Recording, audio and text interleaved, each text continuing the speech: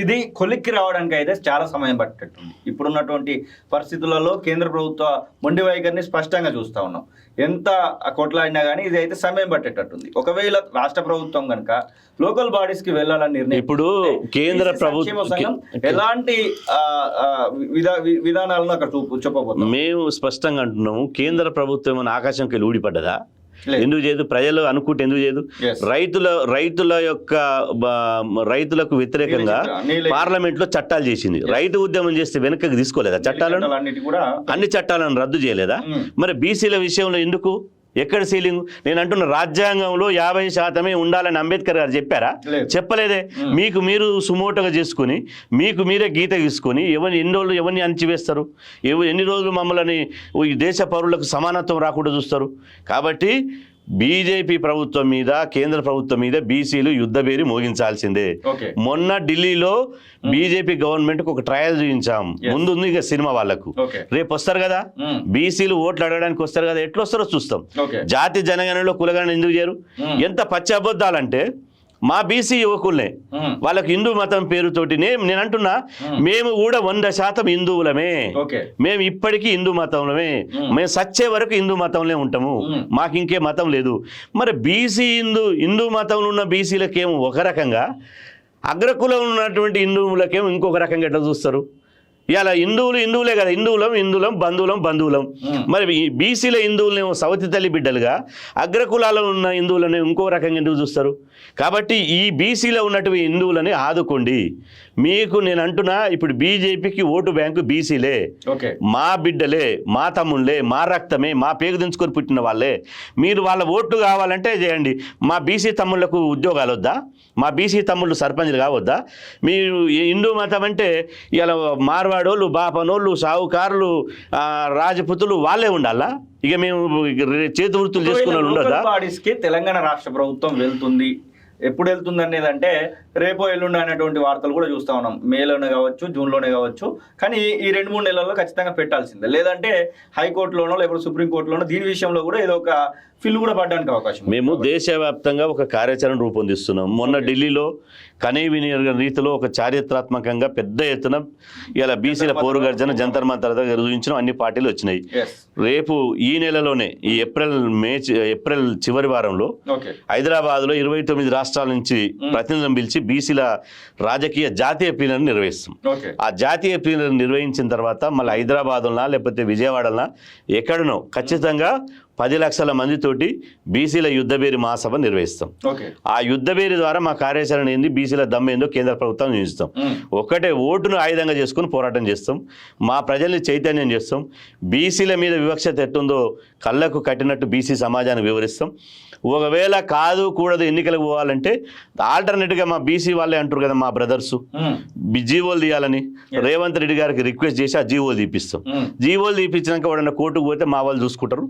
కాబట్టి ఖచ్చితంగా ఎక్కువ మందికి ఇవ్వడానికి అవకాశాలు చూస్తాం. లేదంటే ఖచ్చితంగా మేము జనరల్ స్థానాల్లో బీసీలందరూ పిలిపిస్తాం, జనరల్ స్థానంలో బీసీలను నిలబెడతాం, బీసీలను గెలిపించేటువంటి ప్లాన్ చేసుకుంటాం. 42% రిజర్వేషన్ కాంగ్రెస్ పార్టీ నుంచి ఇవ్వడానికి మేము సిద్ధంగా ఉన్నాము, బీఆర్ఎస్ బీజేపీ ఇవ్వడానికి సిద్ధంగా ఉన్నాయంటూ ఛాలెంజ్ చేస్తున్నాడు ముఖ్యమంత్రి రేవంత్ రెడ్డి. పిసిసి అధ్యక్షుడు మహేష్ కుమార్ గౌడ్ కూడా అదే మాట చెప్తా ఉన్నాడు.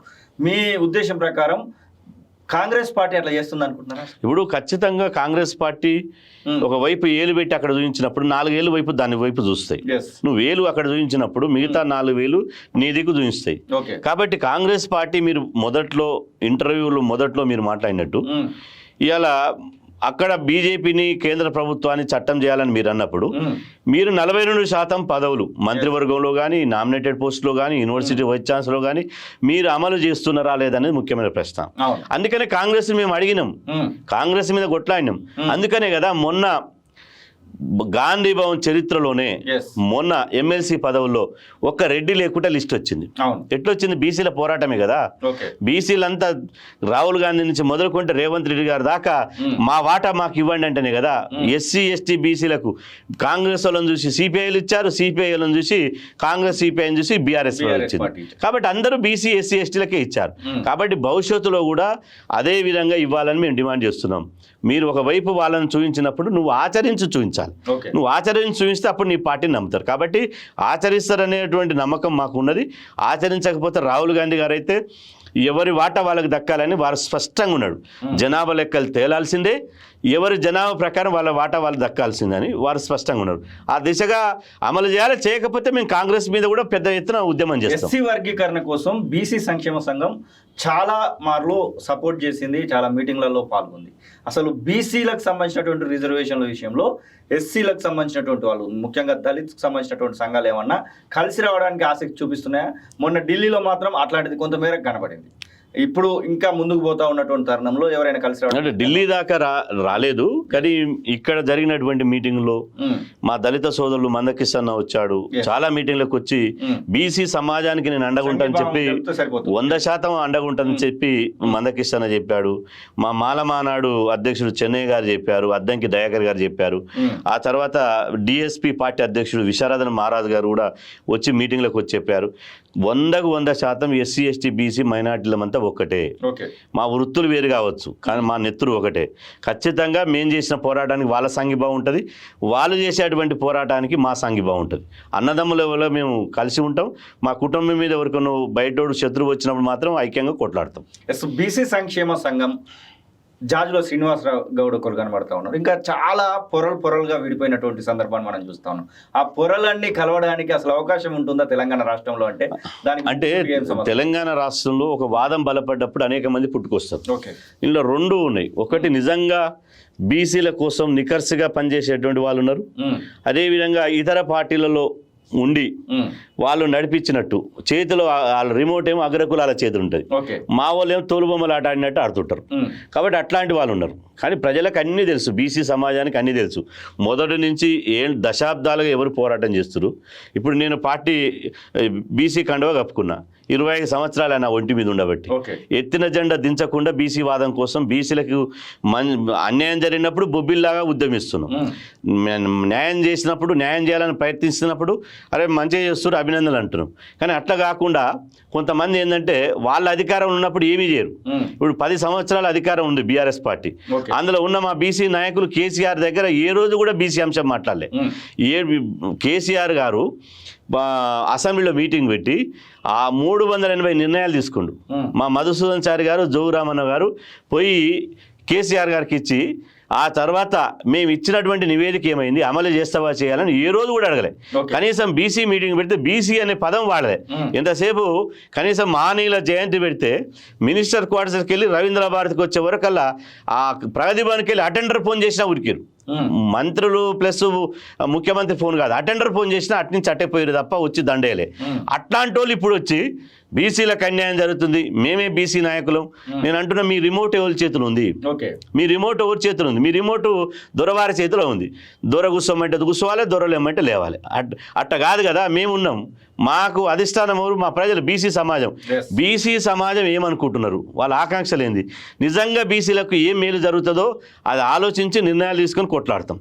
కాబట్టి బీసీ ఉద్యమం బలపడినప్పుడు ఇలా అనేక మంది నాయకులు వస్తున్నారు, స్వాగతిస్తున్నాం. కొత్త సంఘాలు వస్తున్నాయి, చాలామంది యువ నాయకత్వం వస్తుంది, దాన్ని స్వాగతించవలసింది. తెలంగాణ ఉద్యమంలో కూడా చాలామంది వచ్చారు.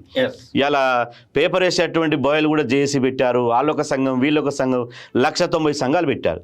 బీసీలలో కూడా పెట్టని, కానీ బీసీల కోసమే పనిచేయాలి. ఇతర పార్టీలలో ఉండి బీసీ వాదం అనకుండా, ఒకవేళ ఆ పార్టీలో ఉంటే ఆ పార్టీకి రాజీనామా చేసి నేను ఏ పార్టీ మరక లేకుండా, ఏ పార్టీ వాసన లేకుండా కేవలం నా పుట్టిన జాతి కోసమే కొట్లాడుతుంటే సమాజం నమ్ముతుంది. పొద్దుగాలనేమో పార్టీ కండువ కప్పుకొని మధ్యాహ్నం వచ్చి బీసీ కండువ కప్పుకొని నేను బీసీ అంటే ఇలా ఎవడు నమ్మేటువంటి పరిస్థితి ఉండదు. మనం ఎవరి చేతిలో కీలుబొమ్మ కావద్దని నా విజ్ఞప్తి. మండల కేంద్రాల వరకు విస్తరించడానికి, ముఖ్యంగా మండలాలకి, గ్రామాలకి ఒక 42% రిజర్వేషన్ బీజేపీ పైన ఒత్తిడి విస్తరించడానికి ఏమైనా కార్యాచరణ రూపొందిస్తున్నారు? ఖచ్చితంగా. ఇప్పుడు తెలంగాణ సమాజం ఎప్పుడూ ఖాళీగా ఉండదు. తెలంగాణ సమాజం ఉగ్గుపాలతోటే ఉద్యమాన్ని అలవాటు చేసుకుంది. కాబట్టి తెలంగాణ సమాజంలో ఇప్పుడు అన్ని ఉద్యమాలు అయిపోయినాయి. ఇంకా మిగిలింది సామాజిక న్యాయ ఉద్యమే, మిగిలింది బీసీ ఉద్యమే. కాబట్టి ఈ ఉద్యమాన్ని 100% ఇవన్నీ వచ్చినటువంటి రిజర్వేషన్లు అవన్నీ ఉద్యమంలో ఒక భాగం మాత్రమే చూస్తాం. కానీ సుదీర్ఘకాలంగా రాజకీయ అధికారం రాజ్యాధికారమే మా అంతిమ లక్ష్యం. ఓకే. రాజ్యాధికారం కోసం మండల కమిటీలు, గ్రామ కమిటీలు వేస్తాం.